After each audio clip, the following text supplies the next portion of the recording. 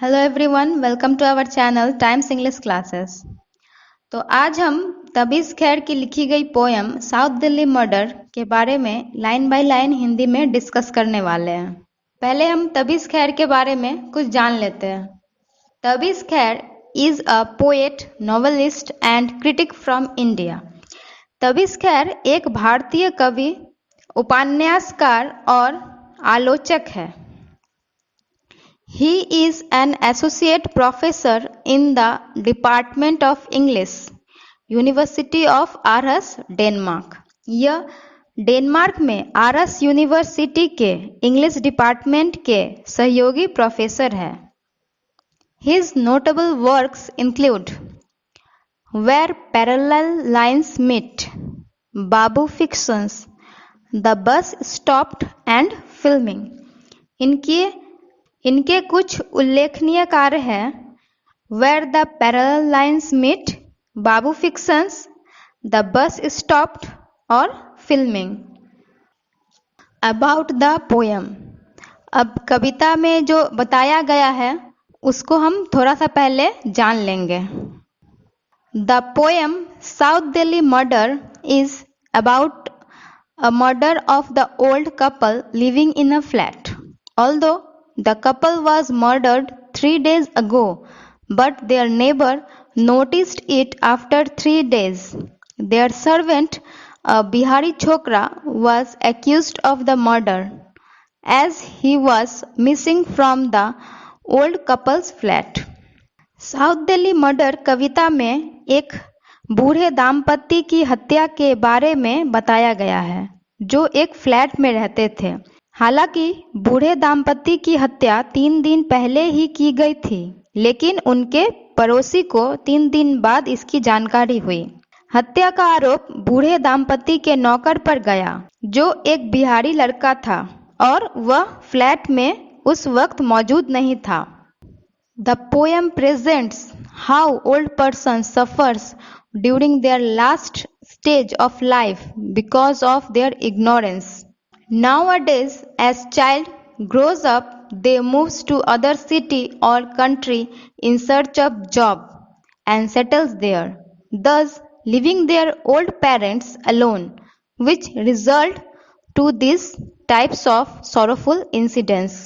कविता में यह बताया गया है कि कैसे बूढ़े लोग अपनी जीवन के अंतिम समय में यातना और पीड़ा अपने बच्चों के कारण झेलते हैं।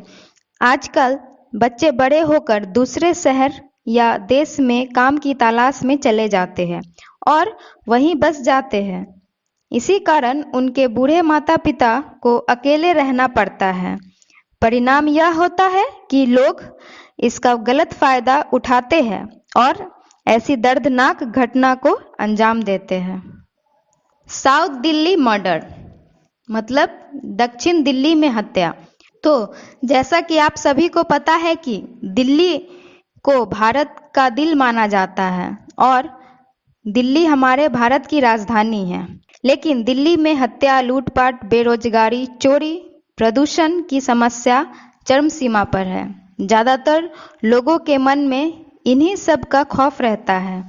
इन्हीं सब को ध्यान में रखते हुए तबीस खैर ने इस कविता की रचना की है। इस कविता में एक बूढ़े दाम्पत्य एक फ्लैट में अकेले रहते थे और उनकी हत्या कर दी जाती है। उसके बाद की घटना इस पोयम में लिखी गई है। तो समय ज़्यादा ना वेस्ट करके अब हम पोयम को लाइन बाय लाइन हिंदी में डिस्कस करेंगे। So please subscribe our channel and don't forget to click the bell icon to get our latest videos. For 3 days she took it for spilled red ink or nail polish, then a scab of flies peeled to hint at the wounds shut behind that door.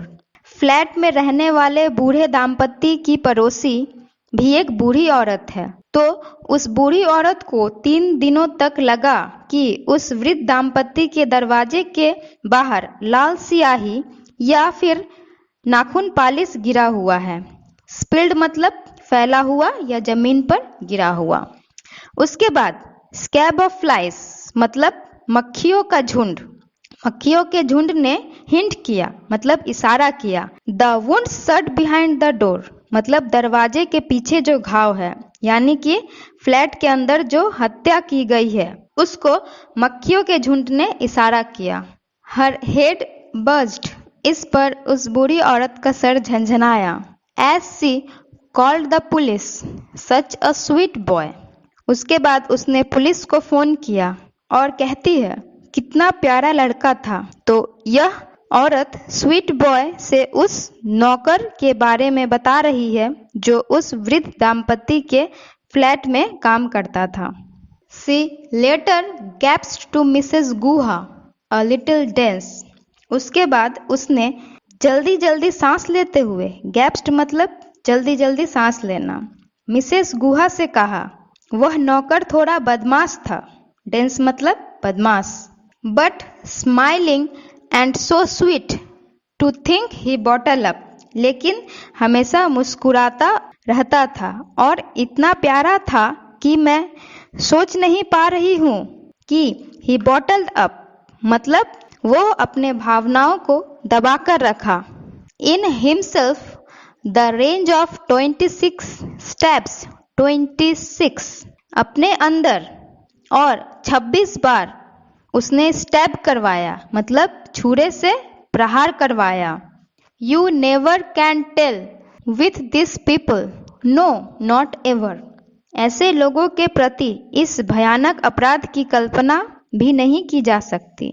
यह अपराध दाम्पत्य के नौकर के द्वारा किया गया जिसने बूढ़े दाम्पत्य की हत्या डाकुओं द्वारा फ्लैट में करवाया।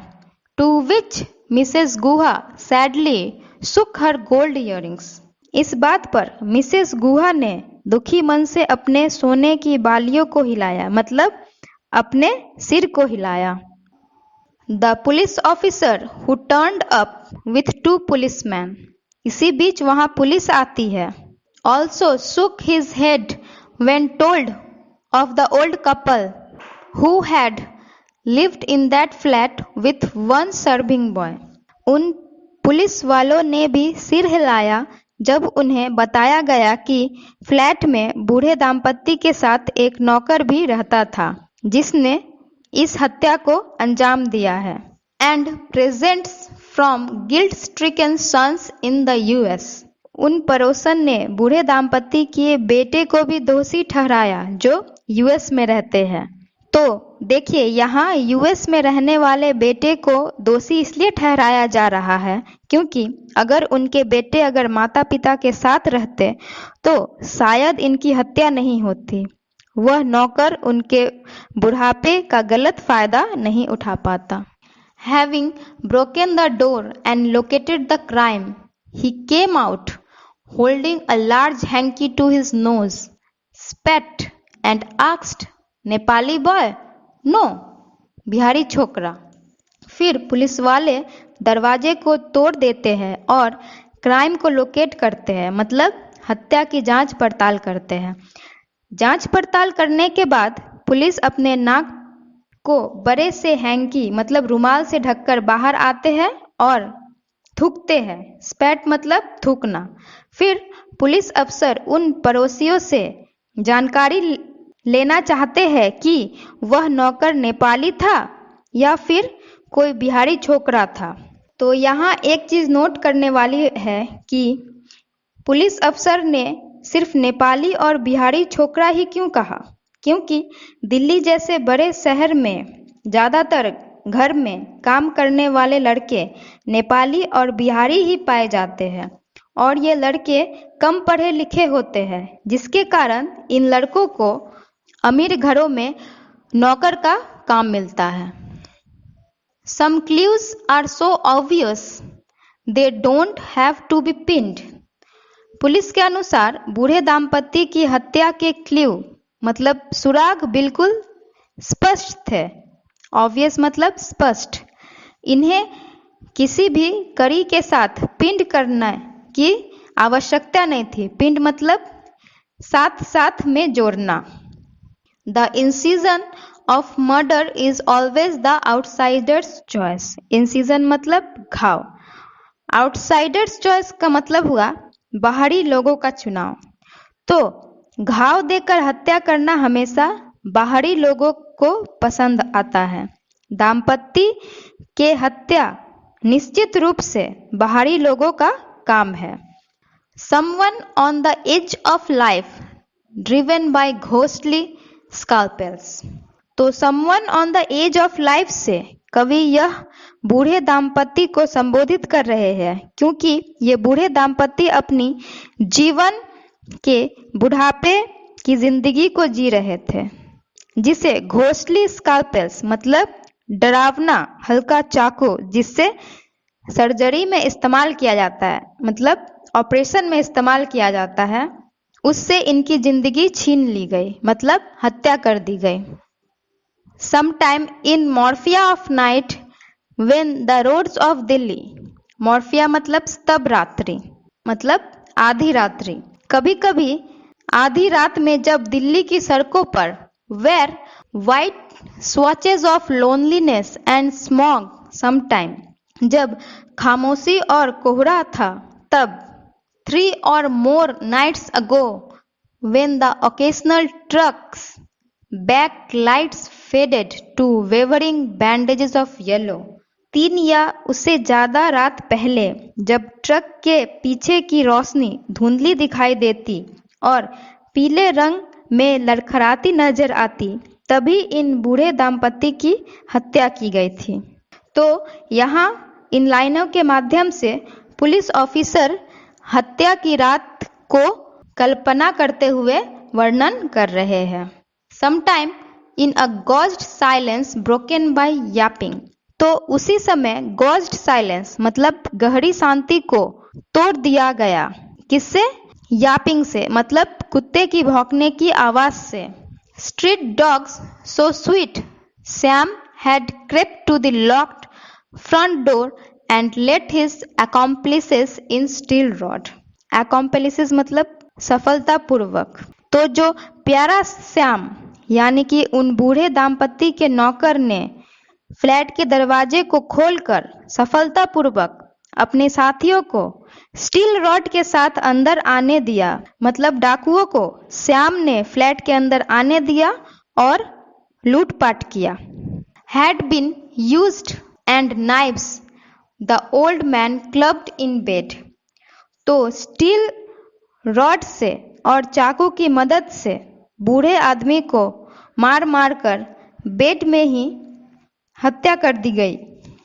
His wife surgically stabbed later. A cousin was asked by the officer to make an inventory of missing items. फिर बाद में उसकी पत्नी को भी डाकुओं ने छुरा मारकर हत्या कर दिया। फिर बूढ़े दाम्पत्य के कजन से यानी कि उनके कोई रिश्तेदार से पुलिस अफसर द्वारा कहा गया कि चोरी किए गए सामानों की एक सूची तैयार करें। इन्वेंट्री मतलब सूची।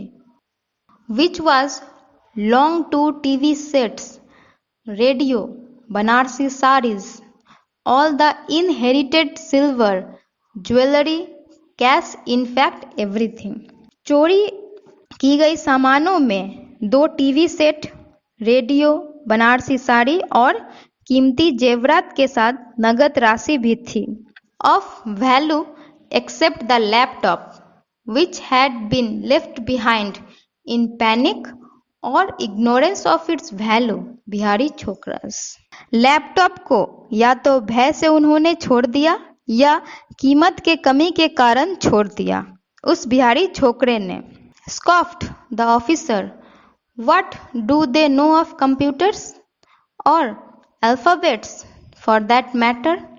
It turned out that this time the chokra in question has been filmed holding loaded trays in parties and his address noted। स्कॉफ्ट मतलब मजाक उड़ाते हुए, व्यंग करते हुए।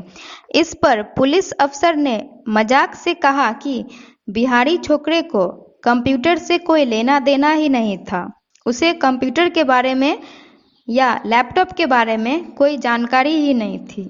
उस संदेशशील लड़के को पार्टियों में ट्रे ढोते हुए देखा गया और उसका पता भी नोट किया गया। Justice was cynical. Sweet Sam nabbed in his village with 50 rupees on him and a sari for his mother. न्याय चिकित्सा संबंधी हुआ। श्याम को उसके गांव में ही गिरफ्तार कर लिया गया। उसके पास मात्र 50 रुपए और माँ के लिए एक साड़ी थी। तो नैब्ड मतलब हुआ यहाँ गिरफ्तार कर लेना। यहाँ श्याम को उसके विलेज से ही गिरफ्तार कर लिया गया। तो यहाँ हमारा पोएम साउथ दिल्ली मर्डर खत्म होता है। अगर आपको कोई भी लाइन या वर्ड समझने में परेशानी हुई हो तो हमें कमेंट जरूर करें। हम कमेंट को पढ़ेंगे और आपकी परेशानी को दूर करने की कोशिश करेंगे। Thanks for watching.